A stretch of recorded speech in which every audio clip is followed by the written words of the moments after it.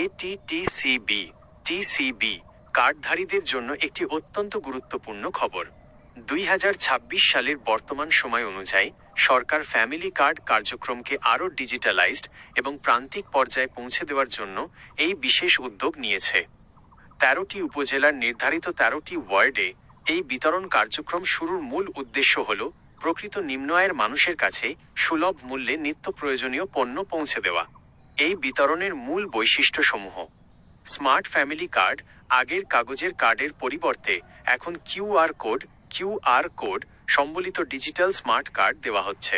এতে একজনের কার্ড অন্য কেউ ব্যবহার করতে পারবে না। পণ্য তালিকা: এই কার্ডের মাধ্যমে কার্ডধারীরা সাশ্রয়ী মূল্যে ভোজ্য তেল, ডাল, চিনি এবং বিশেষ ক্ষেত্রে চাল ও পেঁয়াজ কিনতে পারবেন। স্বচ্ছতা নিশ্চিতকরণ: এনআইডি যাচাইয়ের মাধ্যমে এই 13টি ওয়ার্ডে তালিকা চূড়ান্ত করা হয়েছে যাতে কোনো ডুপ্লিকেট বা ভুয়া নাম না থাকে।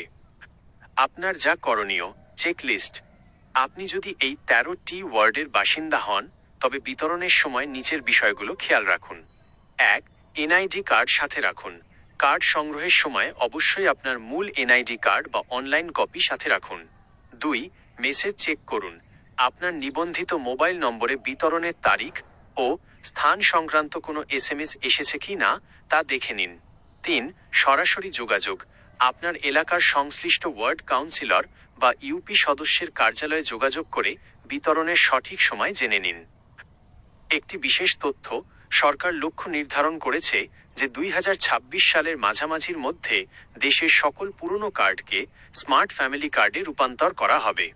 আপনি কি জানতে চান এই 13টি উপজেলার তালিকায় আপনার এলাকাটি আছে কিনা, অথবা কিভাবে অনলাইনে আপনার কার্ডের স্ট্যাটাস চেক করবেন?